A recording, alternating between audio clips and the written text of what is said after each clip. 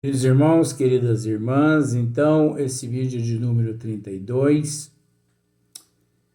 é caráter da revelação espírita, a Gênese, capítulo 1, né? Ainda nos encontramos aqui no Decálogo. Então, eu particularmente, como eu já disse,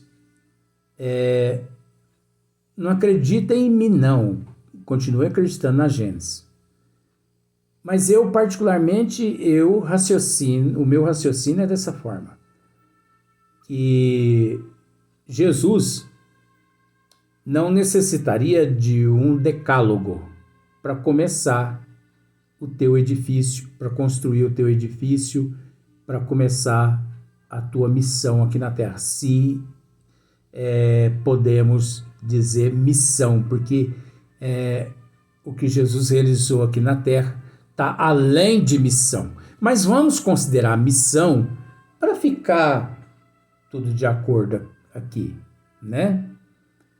Porque nós sabemos que Jesus ele não veio, né, aqui para abolir nada, ele não veio aqui para desfazer de nada. As leis de nosso Senhor Jesus Cristo trazidas por ele, nós podemos comparar da mesma forma como se, por exemplo, a sombra e a luz. Você chega em casa, o cômodo está escuro. Você vai ao interruptor, pressionou o interruptor, você desaparece com a escuridão quando você acende a luz. Mas nós temos que entender que mesmo na escuridão existe a luz. A escuridão é uma espécie de luz. Porque eu não sei se você sabe que a escuridão é um tipo de energia. Só que interpretado por todos aqui na Terra que a escuridão é a ausência de luz. É a ausência de energia. Isso é equívoco. De forma alguma. Porque você sabe que a noite ela é o resumo. A noite se caracteriza na sombra da própria terra. Agora, você acha que pelo fato da sombra da própria terra, quem encontra-se na escuridão da noite não está, naquele momento, sendo agraciado com energias cósmica, universal, compostas de outros elementos que nós desconhecemos? Dizer que a escuridão é a ausência da claridade, sim, nós podemos admitir isso. Mas que a escuridão é a ausência da luz, não. Porque luz é uma coisa, claridade é outra coisa. Mas voltando aqui, olha só. O Cristo fez dele a base do seu edifício, abolindo as outras leis. Se estas fossem obras de Deus, seriam conservadas intactas.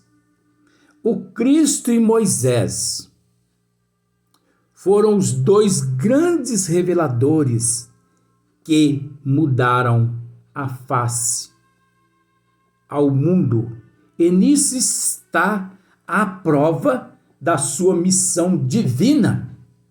Uma obra puramente humana careceria de tal poder. Aí é que está a questão. Aí é que está a questão. Que muitas pessoas não raciocinam.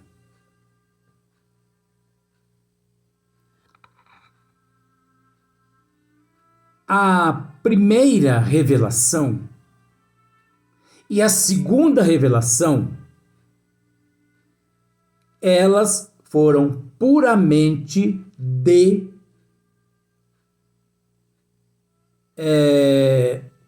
uma obra puramente humana, careceria de tal poder. A primeira revelação e a segunda revelação, elas foram puramente de ordem humana. O que levou Moisés a escrever 613 mandamentos. O único mandamento é o decálogo de ordem divina. Vamos raciocinando aí para você pegar o fio da linhada. Depois veio Jesus. Mas nós temos que entender que para fazer-se valer todas as leis, teria que vir a segunda revelação no nível de nosso Senhor Jesus Cristo, com tamanho amor para com toda a humanidade. E ainda guia e modelo o qual todos nós devemos seguir. Só que nós temos que entender que tudo que Moisés trouxe e tudo que Jesus trouxe é puramente de ordem humana. Porque foi deixado por seres humanos. Nós temos que entender por esse lado. Porque nosso Senhor Jesus Cristo, querendo ou não, por mais que nos torna difícil falar a respeito dessa questão, porque nós imaginamos de uma outra forma, mas tudo bem, nós temos que respeitar esse lado. Nosso Senhor Jesus Cristo, tudo que ele nos trouxe ali foi de cunho humano. A segunda revelação é de ordem humana. Nosso Senhor Jesus Cristo, humano, homem, divino, Messias. Olha só, o Cristo e Moisés foram os dois grandes reveladores que mudaram a face ao mundo. E nisso está a prova da sua missão divina. Uma obra puramente humana. A obra de Jesus e de Moisés foram puramente humana. Careceria de tal poder. Quer dizer, só a presença do Cristo mesmo para poder dar todo o respaldo. Só que aí entra aquela outra questão. Voltando-se no princípio,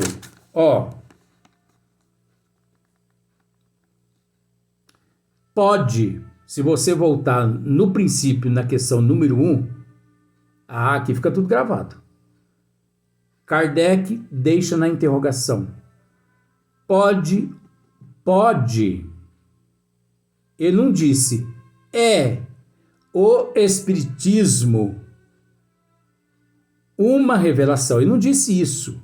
Ele não disse, o Espiritismo é uma revelação. Ele não disse isso. Ele disse, pode o Espiritismo ser considerado uma revelação? Agora vem a questão. De acordo com o que está escrito aqui, uma obra puramente humana careceria de tal poder. O que nós entendemos? As duas primeiras revelações foram de ordem humana. Olha só que complicação. E a terceira revelação, de ordem divina. No sentido, porque nós temos que entender que a primeira e a segunda revelação também foi de ordem divina, mas divulgada por homens. Enquanto a doutrina dos espíritos, ela foi deixada, ela é de ordem dos espíritos, quer dizer, não é de ordem humana. Homem nenhum interferiu na doutrina dos espíritos. Então, é o seguinte, a primeira revelação, por mais falha em todos os sentidos, inclusive está aqui que Kardec deixou as leis de Moisés, que já a maioria entrou em desuso. Então, a primeira revelação, a segunda revelação foi deixada por homem. A terceira revelação foi deixada pelos espíritos, não é de ordem humana. Você não conseguiu entender? A doutrina dos espíritos não é de ordem humana, e sim deixada pelos espíritos. Hippolyte Léon Denisard Rivail, em momento algum, interferiu naquilo que os bons espíritos ditaram a ele. Porque os bons espíritos ditaram ao bom senso reencarnado a doutrina dos espíritos. Então é a doutrina dos espíritos, não é a doutrina do homem. Não foi ditada pelo homem. Foi compilada pelo homem. O que é compilado? Os bons espíritos ditava, ele apenas organizava tudo. Aí você pode fazer aquela pergunta, mas em momento algum Kardec interferiu na doutrina dos espíritos? Não. Ah, Luiz, mas então você errou agora. Por quê? Porque o livro dos Espíritos, ele é composto de 1019 perguntas e 1019 respostas. Kardec formulou todas as perguntas.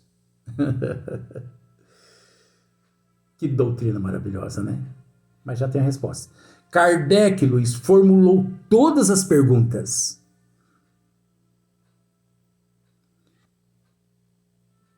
E interrogou os bons espíritos. Mas o que as pessoas não sabem é que Kardec também era médium, inspirativo, intuitivo. Sério. Ele sim, o bom senso reencarnado, mais sério que ele reencarnado, só Chico Xavier. Eu acho que nem Chico Xavier, com todo respeito. Ele, o único bom senso reencarnado. Aí você fala assim, mas Kardec, Hippolyte Léon Denisard Rivail, bom senso reencarnado? Mas bom senso não era o Cristo? Não. Cristo foi o bom senso encarnado em uma vez só. Kardec, o bom senso reencarnado, quer dizer, mais que uma. Que bom, Hipólite, Dionysar Rivail. Bom senso reencarnado. Por que o bom senso reencarnado? Porque Hipólite ele reencarnou mais de uma. Nós sabemos de umas 6, 8 reencarnações de Hipólite Dionysar Rivail, só aqui na Terra. Por isso o título de bom senso reencarnado. Outra questão. Não está dislexia aqui não. Aqui está a nossa existência que você nem imagina. Então, mas Luiz, e as perguntas que Kardec formulou e fez aos bons espíritos? Aquelas perguntas partiram de Kardec. Não partiu de Kardec. Kardec era médium. Eu vou te contar um segredinho, você não conta para ninguém? Você promete? Na internet, você não conta para ninguém. Kardec era médium de Jesus. Jesus não foi médium de Deus. Kardec foi médium de Jesus. 100% das perguntas que Kardec formulou foram ditadas por nosso Senhor Jesus Cristo. Sabendo nosso Senhor Jesus Cristo o quanto Hipólite Dionysar Rivail era idôneo, sabendo da capacidade dele em matéria de intelecto, de moral, de caráter, e sabendo nosso Senhor Jesus Cristo tamanha responsabilidade sobre o ombro de Kardec, sabendo nosso Senhor Jesus Cristo que a doutrina dos espíritos era, vamos deixar no passado, era ali naquele momento o consolador por ele, Jesus, prometido há 2000 anos atrás. Um dia eu vos mandarei um consolador que ficarás convosco por toda a eternidade. Então, nosso Senhor Jesus Cristo se fez presente e o assessorou nas perguntas. Então, nenhuma pergunta foi elaborada por Kardec, e sim ditadas por Jesus, através de sua inspiração, através de sua intuição, que não falhava. Ele era o bom senso reencarnado. Então, Kardec era, passado tudo, deixa para lá. Kardec foi naquele momento médium de Jesus. Kardec não fez nenhuma pergunta. Não conte isso para ninguém, não. Porque se a gente fica sabendo do departamento lá e se espalha aqui na Terra, ai meu Deus do céu, tanto que eu já estou apanhando, vou apanhar mais ainda. Então você não fala isso para ninguém, pelo amor de Deus. Ainda mais por uma classe espírita e pseudo, você não fala. Sabe por quê? Porque eu não tenho acesso ao hospital psiquiátrico. Porque se eu tivesse, tudo bem. A não ser que eu consiga alguma coisa que me facilite a entrada lá dentro do hospital psiquiátrico. Tudo bem. Tanto é, para provar para você que Kardec não interferiu em momento algum na codificação da doutrina, que Kardec estava revisando um texto em sua casa. E nessa revisão, ele resolveu, revisando um texto dos bons espíritos. Olha para você ver como não é fácil, não era fácil nem para Kardec, porque Kardec revisando um texto dos bons espíritos, ele por si só pensou assim, mas eu não concordo com esse texto. Eu vou modificar alguma coisa aqui. Vou. Oxe! Kardec era baiano também. Ele era baiano. Oxe, se vou. Então, por exemplo, 1, 2, 3, 4, 5, 6, 7, 8, 9. Na nona linha de um texto, ele modificou,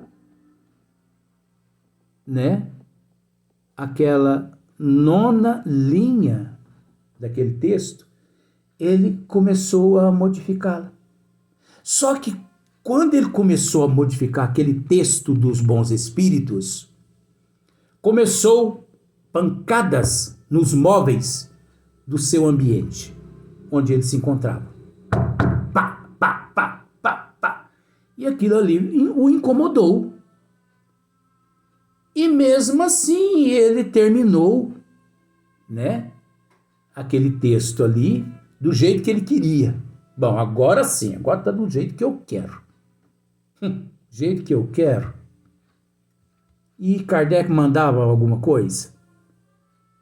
Ai, gente, a gente tem que ir conversar dessa forma. Kardec não mandava nada. É de ordem dos espíritos. Não é de ordem humana a doutrina dos espíritos. Pois bem, no outro dia, Kardec vai até a reunião na Associação Parisiense e lá Kardec ficou com aquilo na cabeça, né? E lá Kardec consulta o mentor espiritual. Eu gostaria, mais ou menos assim, eu gostaria de saber, porque ontem, enquanto eu trabalhava num texto, comecei a ouvir algumas, né, manifestações físicas nos móveis, tal e tal. E o mentor disse assim, quem estava, mais ou menos assim, quem estava lá provocando todas aquelas manifestações físicas, está aqui presente. Por que você não conversa com ele? Está presente? Sim. Então se manifeste. Mais ou menos assim, gente, só para você entender. Meu amigo, você estava... Sim, estava presente. Mas por que as pancadas nos móveis? Para despertar você que estava interferindo no texto, que não é da tua autoria. Mas interferindo como? Na nona linha. Volte o texto anterior, porque do jeito que você fez na nona linha, você modificou totalmente o texto. Aí Kardec ficou meio em dúvida, falou, mas não é possível, meu Deus do céu. Eu me equivoquei, não pode. Mas eu vou dar uma analisada. Tá. Chegando em casa, Kardec, na íntegra, o bom senso reencarnado, ele foi analisar todo o texto e ele percebeu que o que ele modificou por conta própria dele, de fato, distorceu todo o conteúdo de todo o texto. Então, é de ordem dos espíritos ou não eram? Os espíritos revisavam tudo que ele compilava. Revisava tudo. Por quê? Porque a doutrina dos espíritos não é de ordem humana. A primeira revelação, a segunda revelação foi de ordem humana. A terceira revelação não foi de ordem humana. Mas aí nós podemos dizer, agora entra a questão. Mas então nós podemos afirmar que o Espiritismo é a terceira revelação ou não? Vejando, eu sou pegajoso mesmo. Se você está nos acompanhando, você tem que se contentar. Número 1. Pode o Espiritismo ser considerado uma revelação? Agora, depois do que nós acabamos de ler e de esmiuçar, nós podemos dizer sim que o Espiritismo é a terceira revelação, mas de ordem divina, transmitida pelos bons espíritos, é de ordem espiritual, não é de ordem humana. Aí nós temos que dizer, conforme está aqui, que a primeira revelação e a segunda revelação, sim, é de ordem humana. A terceira revelação é de ordem dos espíritos, de ordem divina. Aí você pode pensar, mas tem isso? Tem. Existe as revelações de ordem humana e existe as revelações de ordem divina. Mas as revelações de ordens humanas e as revelações de ordem divina só é enviada do plano maior ao plano terra quando, na condição de um ser, nas condições de Hipólito Leon Denisard de Ribail, nas condições de Jesus e nas condições de Moisés. E vamos dar sequência no próximo vídeo, nós vamos falar de Chico Xavier.